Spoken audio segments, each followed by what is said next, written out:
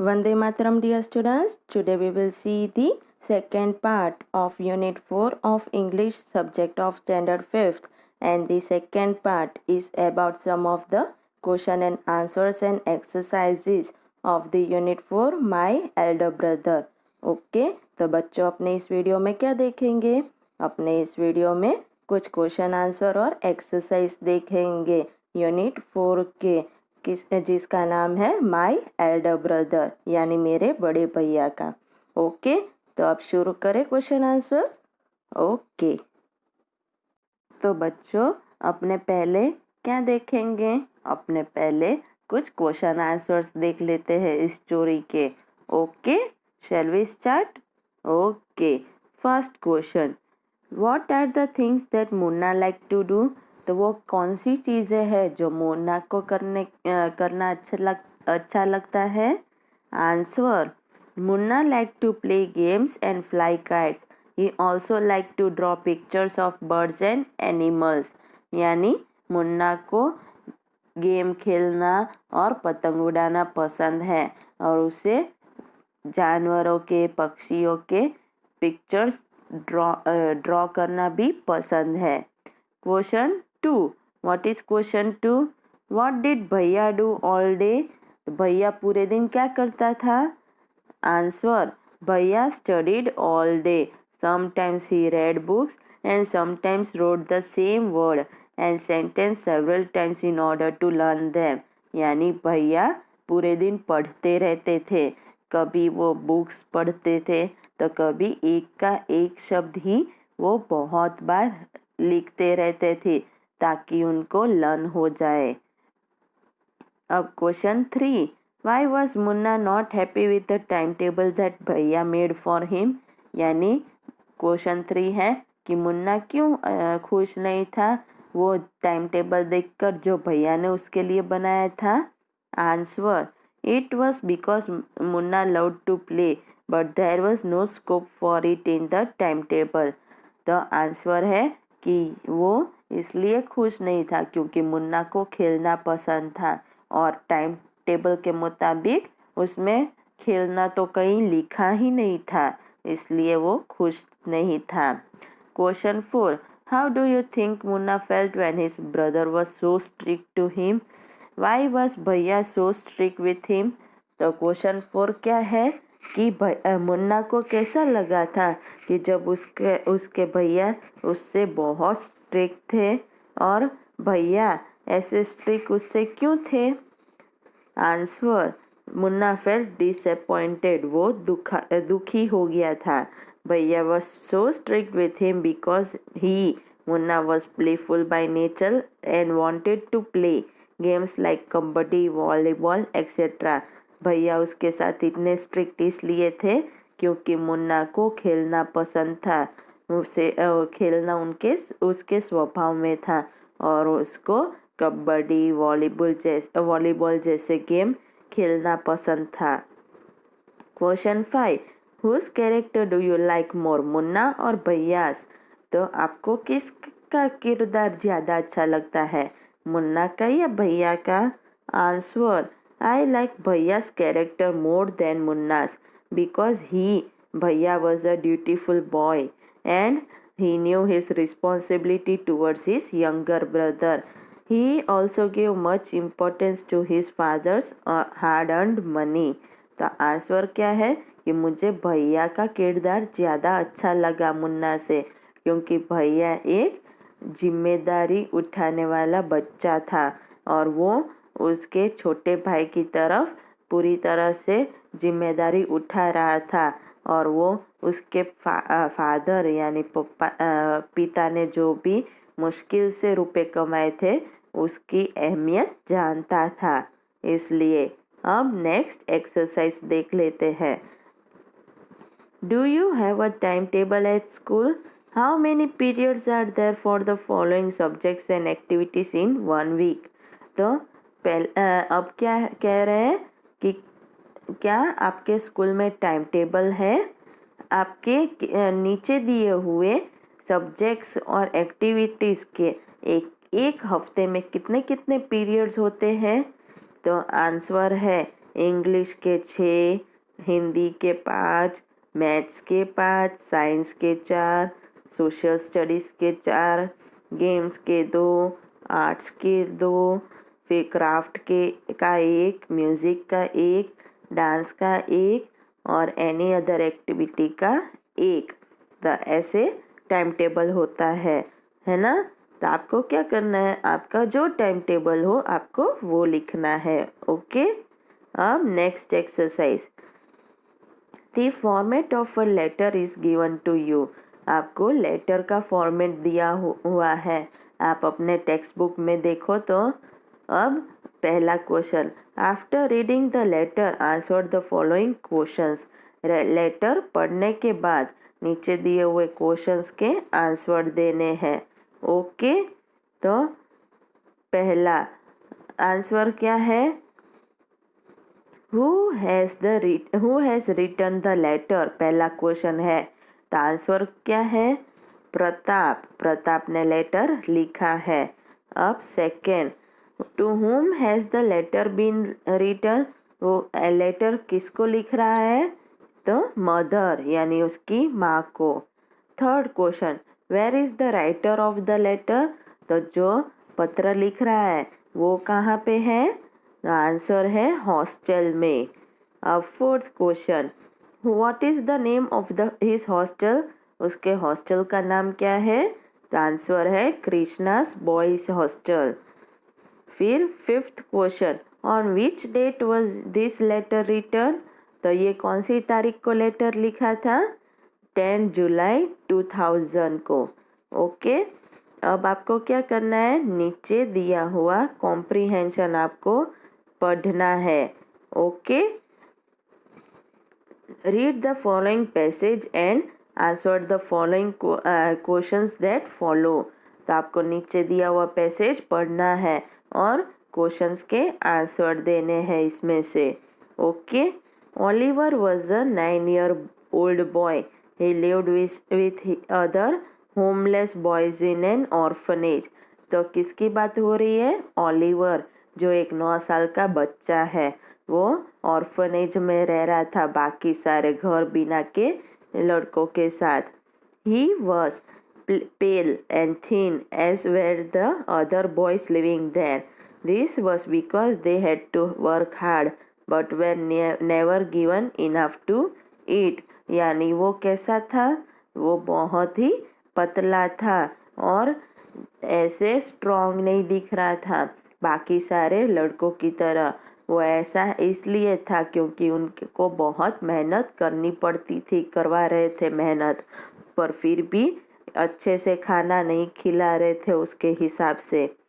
The owner of the orphanage mister bumble was a cruel man and he ill-treated the boys. The boys were always hungry. It was true that they were given 3 meals a day, but each meal consisted only of a bowl of watery soup. यानी जो orphanage का मालिक था mister बम्बल, वो बहुत ही कड़क था और वो बच्चों से, लड़कों से बिल्कुल भी अच्छे से पेश नहीं आता था।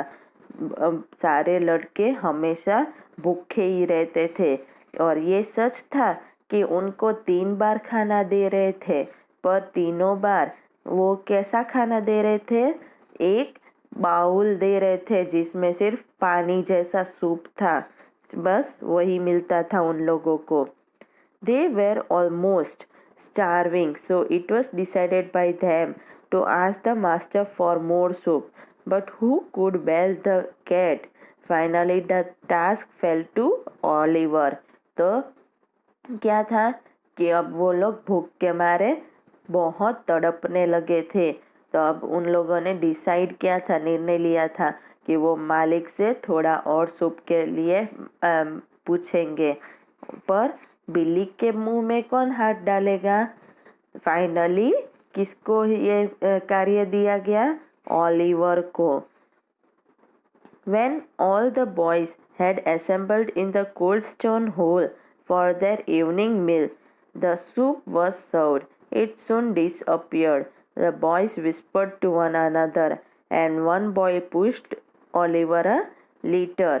फिर क्या हुआ कि एक दिन जब सारे बहुत ही ठंडे से बर्फ जैसे हो वैसे हॉल में आए शाम को खाने के लिए, वो सूप पीने के लिए, तो सूप उन लोगों को दिया गया।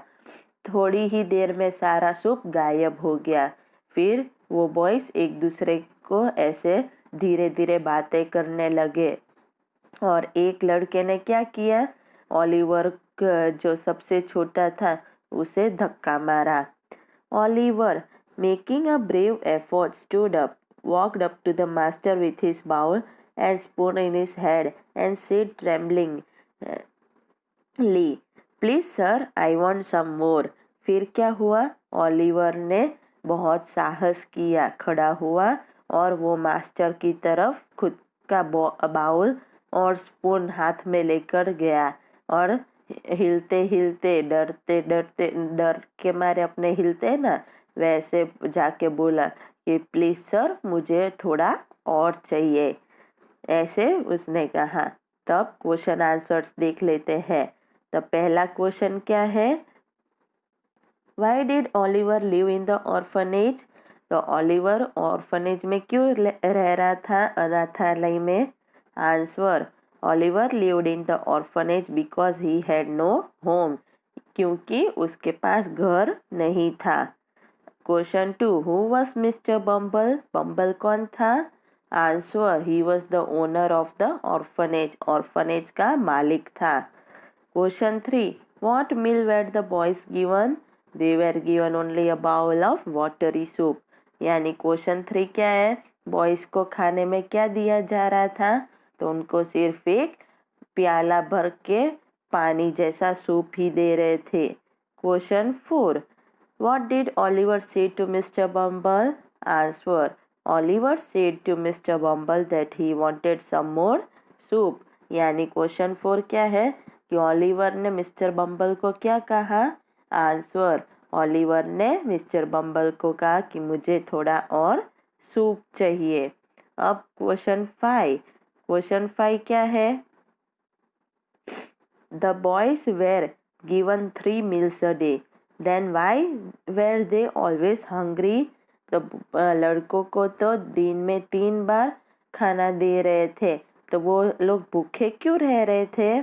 तो पहला है because the soup they were given were never enough, क्योंकि उनको थोड़ा थोड़ा सूप दे रहे थे। दूसरा option, because they worked very hard all day wrong, वो पूरे दिन बहुत मेहनत करते थे। Third option, because the older boys drank up their soup, बड़े लड़के थे वो उनका सूप पी जा रहे थे। तो कौन सा आंसर आएगा? पहला वाला। पहला क्या है, because the soup they were given were not enough, never enough, उनको अच्छे पेट भर के पिए इतना सूप नहीं दिया जा रहा था। अब दूसरा क्या है, find the words from the passage that mean the same as very hungry. तो वेरी हंग्री जैसा पैसेज में दूसरा शब्द क्या है? आंसर है स्टार्विंग। तो बहुत ज़्यादा भूख लगी है उसे क्या कहते हैं? स्टार्विंग। फिर दूसरा, टू वैनिश, यानी क्या है इसमें? डिसअपियर, यानी गायब हो जाना। अब सेवेंथ क्या है, all the boys assembled in the cold stone hall. Here the word assembled means यानी सारे इकट्ठे हो गए थे हॉल में। तो यहाँ पे असेंबल्ड का मतलब क्या होता है? पहला, moved away, collected, work together. तो क्या आएगा यहाँ पे? कलेक्टेड, यानी इकट्ठा हो जाना है ना, तो आंसर आएगा कलेक्टेड। अब next, from the word assembled remove the last 2 letters। Assembled में से आखिर के 2 निकाल दो letters. Add 1 letter to make a word which means a time or at the school when the whole school gathers। तो अब आपको क्या करना है, एक ऐसा वर्ड बनाओ, एक ही लेटर पीछे ऐड करो और ऐसा वर्ड बनाओ जो स्कूल में सारे बच्चे, पूरा स्कूल इकट्ठा होता है। तो वो कौन सा वर्ड बनेगा? असेंबली। यहाँ असेंबली में देखो पीछे वाई लगा दिया एक लेटर और ईडी निकाल दिया असेंबल्ड में से, तो असेंबली हो गया ना। अब next question, give a suitable title to the passage. तो इस पैसेज का सुटेबल टाइटल क्या होगा? आंसर ओलिवर इन ऑर्फनेज, है ना, ओलिवर अनाथालय में। अब नेक्स्ट एक्सरसाइज क्या है? To learn means to understand और टू गेन नॉलेज, यानी पढ़ाई लर्न करना यानी क्या होता है कि कुछ समझना या फिर कुछ नॉलेज गेन करना। To teach means to show how और टू एक्सप्लेन, यानी पढ़ाना यानी कुछ दिखाना या फिर कुछ समझाना। Complete the following sentences using the correct form of teach और learn.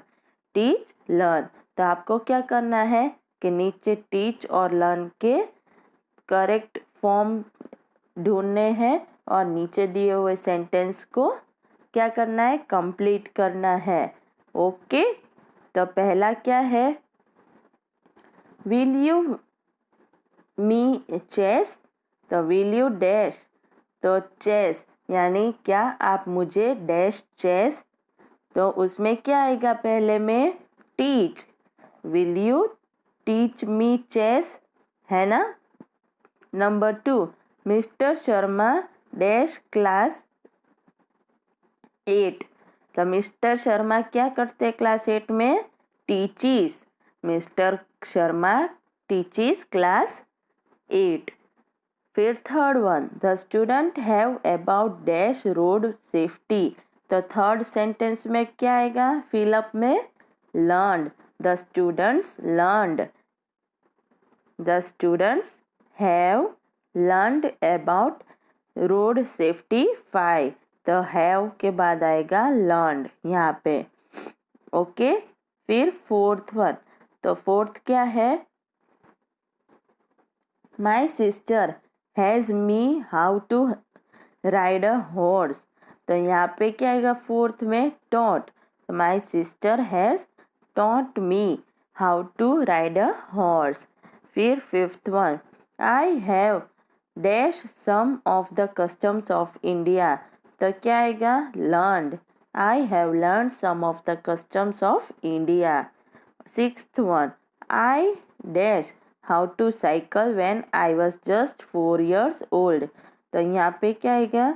I learned how to cycle when I was just 4 years old। Okay, अब नेक्स्ट एक्सरसाइज क्या है?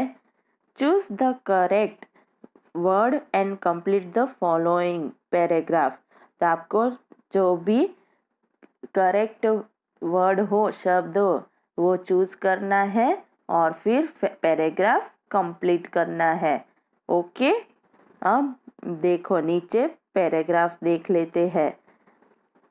All the class 5 students of our school dash were या was, क्या आएगा यहाँ पे? All the class 5 students of our school, यानी students आ गए तो यहाँ पे वेर आएगा, तो यहाँ पे क्या आएगा? फर्स्ट ब्लैंक में were, were gathering in front of the principal's office, they आ गया इसलिए यहाँ पे ब्लैंक में क्या आएगा? Were, they were going for the inter school race, the bus, फिर यहाँ पे अराइव या अराइव्ड क्या आएगा थर्ड ब्लैंक में? तो थर्ड ब्लैंक में arrived, the bus arrived, and they dash leave या लेफ्ट क्या आएगा? They left for the stadium. The runners were dash taking या taken, the runners were taken to the starting point, the runners dash take या took क्या आएगा? Took, the runners took their position. फिर sir dash blow या blew क्या आएगा? The sir blew the whistle, one student of our school dash तो क्या आएगा? रैन, रैन फास्ट। एंड 9th में क्या आएगा?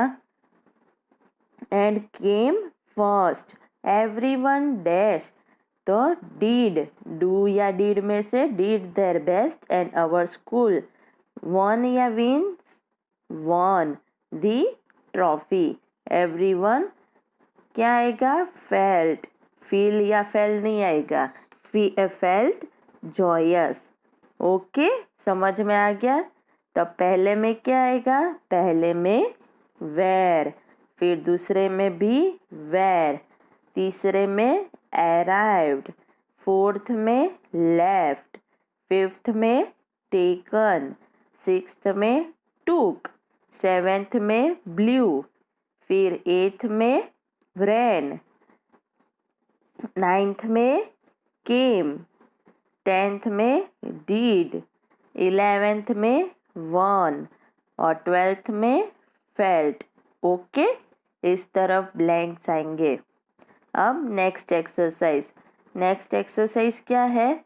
Read the following sentences. नीचे दिए हुए सेंटेंसेस को पढ़ो।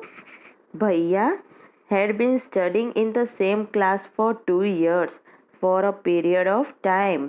भैया एक ही क्लास में कितने साल से थे? 2 साल से। Munna was flying kite since the morning from a time in the past till the present। यानी भैया बहुत टाइम से, ज़्यादा लंबे पीरियड से थे, 2 साल से थे ना एक ही क्लास में। और मुन्ना क्या कर रहा था? सुबह से पतंग उड़ा रहा था। तो वो अभी की बात है, पर तो भी सुबह यानी पास्ट हो गया ना। तो आपको क्या करना है? Fill in the blanks using for और सिंस। यानी फिल इन द ब्लैंक्स करने हैं फॉर से या सिंस, दोनों में से कोई एक लगाकर। ओके, पहला sentence, I have lived in this house dash I was a baby. तो यहाँ पे क्या आएगा? बहुत लंबा टाइम हो गया मैं इस घर में, जब मैं बच्चा था तब से। तो यहाँ पे क्या आएगा? Since I was a baby. Number 2, this big jar has been in our family many years. तो यहाँ पे क्या आएगा? This big jar has been in our family for many years. Many years आ गया, पर अपने को क्या कह रहे? कुछ पक्का नहीं कह रहे, इसलिए फॉर आएगा। The old banyan tree in the village has been there. तो यहाँ पे क्या आएगा? For the last 200 years. Okay, और फिर nobody has seen him since yesterday. तो फोर्थ में सिंस आएगा। तो पहले उसमें क्या आएगा? पहले में यहाँ पे आएगा सिंस, फिर दूसरे में यहाँ पे आएगा फॉर, तीसरे में यहाँ पे आएगा फॉर, और फोर्थ में यहाँ पे आएगा सिंस। ओके, तो आप सबको क्वेश्चन आंसर्स और एक्सरसाइज समझ में आ गए। अब आप सबको क्या करना है? लर्न करना है और एक्स्ट्रा रफ नोटबुक में लिखना है।